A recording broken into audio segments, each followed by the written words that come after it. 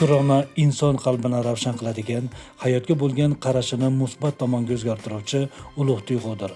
Shukr qilish orqali inson bor ne'matning qadriga yetadi. Hayotning yashash uchun berilgan har bir imkoniyatiga minnatdorlik bilan qaraydi. Ana shu minnatdorlik hissi qalbda mustahkam o'rnashgan sari inson nafaqat borini asraydi, balki yangi yutuqlar, farovonlik va xotirjamlikka ham erisha boshlaydi. Shukrona bu qanoat emas, balki umid bilan yashashning eng to'g'ri yo'lidir.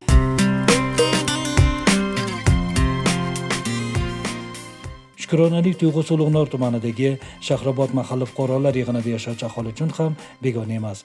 Asosan ko'p qavatli uylardan iborat bo'lgan ushbu mahallada bir paytlar ichimlik suvi ta'minoti va oqova suv xizmati bilan bog'liq muammolar mavjud edi.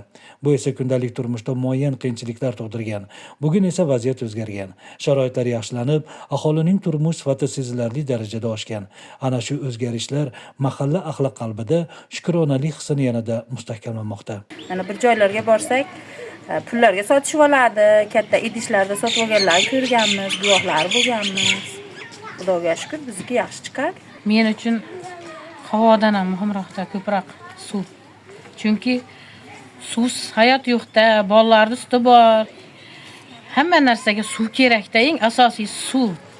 Kundalik faoliyatimizni suvsiz tasavvur qila olmaymiz-da, to'g'rimi? Masalan, siz oshxonadasiz, kirxonadasiz, bolalar yeb ichishi hamma suv bilan-da, to'g'rimi? Suv bilan-da. Suv bo'lmasa hech qachon odamzod yasholmaydi-da.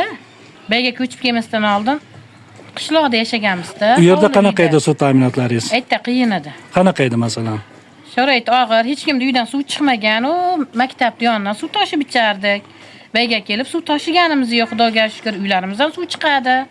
Endi o'sha maktabdan tashib ichgan paytlaringiz havas qilganmisiz? Misol uchun kelajakda shunday uyim bo'lsa-yu, suv uyim ichidan suv oqib tursa degan o'ylar ham kechganmi?